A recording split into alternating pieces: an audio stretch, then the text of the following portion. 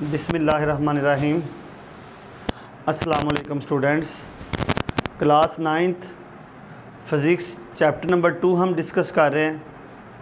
Kinematics में आज जो हमारा टॉपिक 2.3 है वो है स्केलर्स एंड वेक्टर्स। स्केलर और वेक्टर क्या चीज़ है? जैसे हम लोगों ने चैप्टर नंबर 1 में पढ़ा था base quantities and derived quantities, यानी बेस क्वांटिटी जो ऐसी क्वांटिटी जिनको किसी चीज़ की ज़रूरत, जिनको बयान करने के लिए हमें कोई चीज़ चाहिए हुई नहीं होती, वो ख़ुद ही अपनी पहचान होती, तो उसको हम बेस क्वांटिटीज़ कहते थे।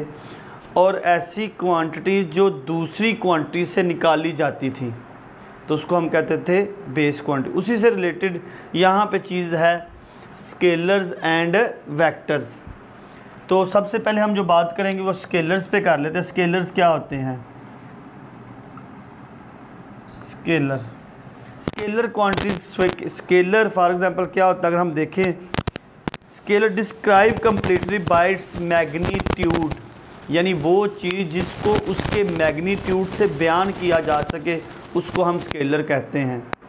यानी अगर हम कहते हैं जी मैस हमारे पास है 20 kg, तो यहाँ पे हमें और किसी चीज़ की ज़रूरत नहीं रहती कि 20 kg है, हमें सब कुछ बयान हो चुका है, मालूम हो चुका है कि इसका मैथ जो है वो 20 kg है, हमें मज़ीद वजाहत नहीं चाहिए। या किसी चीज़ की लेंथ है तो हम कह सकते हैं कि लेंथ जो है वो है 30 मीटर। तो अब लेंथ हमें बयान है, किस सीमत में लेंथ है। तो फॉर एग्ज़ाम्पल अगर हम ये डस्टर है तो हम इसकी लेंथ मालूम करें। अब इसकी लेंथ इस तरफ ले लें फिर भी ठीक है, ऐसे ले लें फिर भी ठीक है, तो इससे हमें कोई फ़र्क नहीं पड़ता। आपने इस डस्टर को ऐसे रखा हुआ है, ऐसे रखा हुआ है, ऐसे रखा हुआ है, जैसे इसको मर्ज़ी जिस डायरेक्शन में मर्ज़ी रखें, इसकी लेंथ वही रहेगी जो इसकी लेंथ है। अब ये मेरे पास एक बॉल पॉइंट है तो इसका मैस है फॉर एग्ज़ाम्पल यहाँ पे 10 ग्राम। तो आप इसको थोड़ा सा दूर ले जाएंगे, इसको 2 किलोमीटर दूर ले जाएं, इधर ले जाएं, इधर रख लें, तो ये 10 ग्राम ही रहेगा। तो ऐसी चीज़ें जिनको बयान करने के लिए सिर्फ उनका मैग्नीट्यूड हो, उनका मैग्नीट्यूड बता दिया जाए तो उनको हम स्केलर्स क्वांटिटी कहते हैं। और इसकी डेफिनेशन देखें तो वो कहता है a scalar quantities is describe completely by its magnitude only, यानी वो चीज़ें, वो मकदारें जिनको बयान करने के लिए सिर्फ मैग्नीट्यूड की ज़रूरत हो, सिर्फ मैग्नीट्यूड बता दिया जाए तो वो सारा कुछ हमें बयान हो जाए, उस सारी चीज़ की हमें समझ हो जाए, वो सारा कुछ हमें अंडरस्टैंड करने में मदद मिल जाए, तो इसको हम कहते हैं स्केलर्स क्वांटिटीज़। इसकी अगर एग्जांपल देख ले तो मैस, अभी हमने कहा था 20 kg, या कोई भी चीज़, मैं 10 है, 20 है, कुछ भी मैस है, तो वो हमें हर चीज़ क्लियर हो जाती है। लेंथ है, उसके साथ हमारे पास टाइम। अब आप एक ट्रैवल कर रहे हैं यहाँ से किसी जगह पे, तो चाहे रास्ते में खड़े होते हैं 2 मिनट, 4 मिनट, 10 मिनट, तो आपने कहा 2 घंटे लग गए, 3 घंटे लग गए, टाइम बता दिया, तो इसका मतलब है यहाँ पे हमें किसी और चीज़ की ज़रूरत नहीं रहती। उसके साथ है स्पीड और टाइम जो है, उसके साथ वॉल्यूम है किसी चीज़ का, वर्क है, एनर्जी है। तो ये सारी चीज़ें जो हैं ये हमारे पास क्या हैं? स्केलर्स, यानी जिसमें सिर्फ हम उसकी मकदार बता दें तो हमें उस चीज़ के बारे में क्लियर आइडिया हो जाए। तो उसके साथ दूसरा हमारे पास क्या है? वेक्टर्स। अब वेक्टर्स क्या होते हैं? यानी ऐसी मकदारें जिनको बयान करने के लिए हमें उसके मैग्नीट्यूड के साथ उसकी डायरेक्शन भी पता हो, यानी मैग्नीट्यूड तो हमें पता ही हो लेकिन उसके साथ उसकी डायरेक्शन भी बताई जाए, तो ऐसी मकदारें, इसको हम कहते हैं स्केलर्स क्वांटिटीज़। स्केलर मकदारें होती हैं जिसमें हमारे पास डिस्प्लेसमेंट है, वेलोसिटी है, फोर्स है, मोमेंटम है। तो ये सारी चीज़ें जो हैं ये हमारे पास क्या होती हैं? ये वेक्टर्स होती हैं। अगर इसकी डेफिनेशन देखें, a vector quantity is describe completely by magnitude and direction. अब हम कहते हैं ये फोर्स है 30 न्यूटन की। अब 30 न्यूटन की फोर्स सिर्फ मैं बता दूँ, यानी इसको अगर सिंपल मैं कह दूँ कि ये मेरे पास डस्टर है, इस पर 30 न्यूटन की फोर्स लग रही है। अब 30 न्यूटन की फोर्स किस डायरेक्शन में लग रही है, अब हमें जब तक आप ये नहीं बताएंगे कि 30 न्यूटन, फॉर एग्जांपल यहाँ पे अगर हम देखें कि ये नॉर्थ है, ठीक है, ये साउथ है, ये ईस्ट है, ये वेस्ट है, तो जब तक आप बताएंगे नहीं कि 30 न्यूटन की फोर्स आपने किस डायरेक्शन पर, हम कहते हैं कि 30 न्यूटन की फोर्स कहाँ पे लगा दें, नॉर्थ की तरफ, तो फिर हमें इसका क्लियर आइडिया होगा कि जो हम फोर्स लगा रहे हैं वो किस डायरेक्शन में लगा रहे हैं, नॉर्थ की डायरेक्शन में। तो जिस चीज़ को बयान करने के लिए हमें उसकी मैग्नीट्यूड, फोर्स 30 न्यूटन मैग्नीट्यूड मालूम था, लेकिन उसके बावजूद भी हमें इसकी क्लियर डायरेक्शन नहीं मिल सकी कि ये क्या चीज़ है, 30 न्यूटन फोर्स कहाँ पे लगानी है, किस जगह पे लगानी है, किस डायरेक्शन में लगानी है। तो साथ हमें उसने बता दिया कि नॉर्थ की तरफ लगाएं। तो फिर हमें जो होता है वेक्टर का कन्फर्म अंदाज़ा हो जाता है कि फिर हमें ये क्वांटिटी क्लियर होती है कि जब किसी भी क्वांटिटी में उसके मैग्नीट्यूड के साथ उसकी डायरेक्शन भी, मैग्नीट्यूड और साथ क्या बता दी जाए, डायरेक्शन,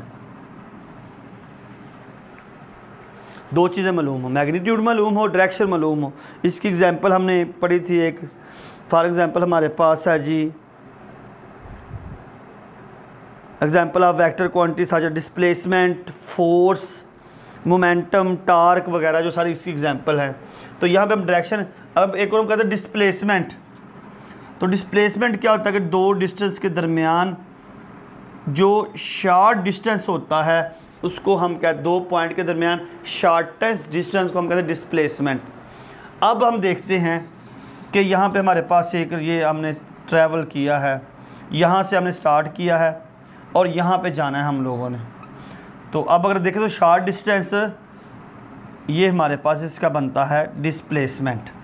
ये तो हमें क्लियर हो गया कि दो पॉइंट के दरमियान जो शॉर्ट डिस्टेंस है वो डिस्प्लेसमेंट है। अब अगर हम इस रोड पे जाएं, यहाँ से इस तरफ चलेंगे, यहाँ फिर यहाँ चलेंगे, यूँ चलते चलते हम यहाँ पे पहुँचेंगे। अब डिस्प्लेसमेंट यहाँ से यहाँ तक है।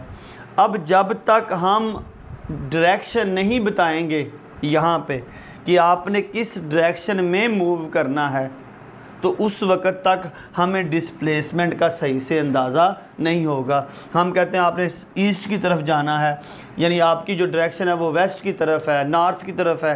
तो जब किसी चीज़ के साथ उसकी डायरेक्शन भी बता दिया, यानी हमने कहा कि आपने डिस्प्लेसमेंट जाना है, डिस्प्लेसमेंट आपका 40 मीटर। अब आप यहाँ पे चलते हो, ठीक है, अब आपने यहाँ से इधर चलना शुरू कर दिया, नॉर्थ की तरफ, एक मिसाल है, ठीक है। तो अब आपको, क्योंकि आपने 40 मीटर से डिस्प्लेसमेंट तय करना है, आपने 40 मीटर, अब जिधर से मर्ज़ी आप 40 मीटर कर ले तो वो तो गलत नहीं होगा, 40 मीटर किया, लेकिन वो आपका जो चीज़ जहाँ पे आपने पहुँचना है वो पहुँच नहीं सकते। जब आप उससे कहेंगे कि 40 मीटर टर्न करें किसकी तरफ, ईस्ट की तरफ, तो वो ईस्ट की तरफ 40 मीटर चलेगा और वो अपने मुतलका मुकाम पर पहुंच जाएगा। तो वेक्टर के लिए यहाँ पे बिल्कुल सिंपल सा हमने बात की थी कि वो क्वांटिटी जिनकी मैग्नीट्यूड के साथ उनकी डायरेक्शन भी बता दी जाए तो उसको हम क्या कहते हैं, वेक्टर्स। जैसे अगर हम लोग यहाँ पे हमारे पास एक, ये नॉर्थ है, ये साउथ है, ये ईस्ट है, ये वेस्ट है, हमने कहा एक फोर्स लगा लें कितने न्यूटन की, यानी आपने एक फोर्स लगाई किस डायरेक्शन में, नॉर्थ की डायरेक्शन में, तो बिल्कुल सिंपल हमने इस डायरेक्शन में फोर्स लगा ले। या आपने कहा आपने फोर्स लगानी है नॉर्थ और ईस्ट के दरमियान में, तो हम नॉर्थ और ईस्ट के दरमियान में ये फोर्स लगा लेंगे। यहाँ वो कहता है आप फोर्स लगा लें, ठीक है, नॉर्थ और वेस्ट के दरमियान में, तो आप इधर फोर्स लगा लेंगे। तो इसमें हमें जब तक डायरेक्शन नहीं बताई जाएगी तब तक हम किसी चीज़ के वेक्टर का अंदाज़ा नहीं कर सकते। तो ये था हमारे पास स्केलर और वेक्टर। इसमें आगे जो है वो कहता है रिप्रेजेंटेड ऑफ वेक्टर्स। अब वेक्टर को कैसे रिप्रेजेंट किया जाता है, वेक्टर तो हमें समझ आ गई कि वेक्टर क्वांटिटी में हम उसकी डायरेक्शन भी बयान करते हैं।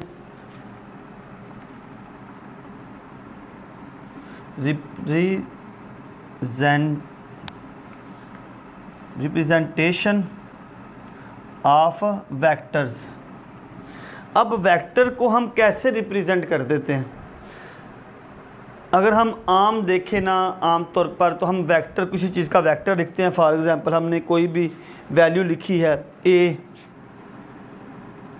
तो उसके ऊपर हम क्या बनाते हैं? एक एरो हेड बना देते हैं। तो इसका मतलब है हमें यहाँ पे पता चल जाता है कि जो ए जो है ये किसको बयान कर रहा है?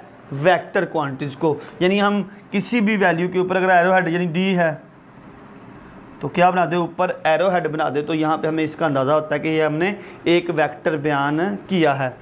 यहाँ हम उस वैल्यू को बोल्ड कर लेते हैं। बोल्ड अगर हम कंप्यूटर में देखें तो कंप्यूटर में ऑप्शन होता है राइटिंग में बोल्ड, ठीक है, कर लें। तो अगर हमने यहाँ पे सिंपल लिखना है, एक मिसाल है, हमने लिखना था एफ़, तो हम क्या करेंगे? इस एफ़ को थोड़ा सा नुमाया कर लेंगे, थोड़ा सा बोल्ड, मतलब बाकी जो हम लिख रहे हैं उससे ये क्या होगा? थोड़ा नुमाया होगा। बाकी हमने लिखा था ए सी डी, तो एफ़ जो था ये हमने थोड़ा बोल्ड, तो यहाँ से भी हमें अंदाज़ा हो जाएगा ये जो एफ़ जो हमें यहाँ बयान किया गया ये एक वेक्टर बयान किया जाता है। यहाँ हम एक सिंपल रो लाइन लगाते हैं ऐसे, यानी कोई भी वैल्यू हमने लिखी हुई है बी, तो बी के ऊपर आप ऐसे एक आपने लाइन लगा दी, इसको बार भी कह सकते हैं। तो ये बार लगाने का मकसद भी यही होता है कि आप जो होता है वो एक वेक्टर बयान कर रहे हैं। तो इसमें हम ग्राफिकल तरीके में भी हम वेक्टर जो है वो बयान कर सकते हैं कि आपने वेक्टर कैसे बयान किया। जैसे अभी हमने एग्जांपल दी थी कि आपकी जो फोर्स की है वो नॉर्थ और ईस्ट के दरमियान आपने फोर्स लगाई है। अगर हम यहाँ पे देखें सकते हैं, तो यहाँ पे अगर हम लोग देखें तो एंगल बनता है 45 डिग्री का। अगर हम इसको थोड़ा सा और आगे ले जाएं तो एंगल कितने का हो जाएगा? 60 का। और अगर फोर्स बिल्कुल सीधी लग रही है तो फिर एंगल कितने का बन जाता है? 90 का। तो यहाँ पे जब हमें मैग्नीट्यूड के साथ उसकी डायरेक्शन भी बता दी जाए तो वहाँ पे हमें एंगल भी जो होता है वो भी मालूम करने में आसानी होती है। हम उससे एंगल भी फाइंड कर सकते हैं। वेक्टर क्वांटिटीज़ में हम लोग क्या कर सकते हैं? अगर हमें उसकी डायरेक्शन मैग्नीट्यूड दिया तो हम उसका एंगल जो होता है वो भी फाइंड कर सकते हैं। आज जो हमारा टॉपिक था स्केलर्स और वेक्टर में, स्केलर हमने पढ़ा। स्केलर बिल्कुल सिंपल ऐसी वैल्यू जिनको बयान करने के लिए हमें सिर्फ उसका मैग्नीट्यूड चाहिए हो, मकदार चाहिए हो, तो हम उसको बयान कर, जिसमें मैथ था, लेंथ था, ठीक है, ये तमाम चीज़ें जो थी ये स्केलर थी। दूसरा हमारा वेक्टर था। वेक्टर क्वांटिटीज़ ऐसी क्वांटिटीज़ होती हैं जिनको बयान करने के लिए हमें मैग्नीट्यूड के साथ उसकी डायरेक्शन भी मालूम हो, तो फिर हम वेक्टर को बयान कर सकते, जिसमें फोर्स, डिस्प्लेसमेंट वगैरह थे। आगे वेक्टर को रिप्रेजेंट करने के हमने 3 तरीके यहाँ पे मैंने बताए थे। वैल्यू लिखी, उसके ऊपर एरो हेड डाल दें। एरो हेड हमें बता रहा होता है कि ये डायरेक्शन इस सिमत में है, या आप उस लेटर को बोल्ड कर दें तो हमें यहाँ से पता चल जाता है कि ये वेक्टर है, या उसके ऊपर एक लाइन लगा दें, एक बार लगा दें, तो वहाँ से भी हमें अंदाज़ा होता है कि ये हमने वेक्टर बयान किया है। और यही हमारा आज का टॉपिक था, वेक्टर एंड स्केलर्स।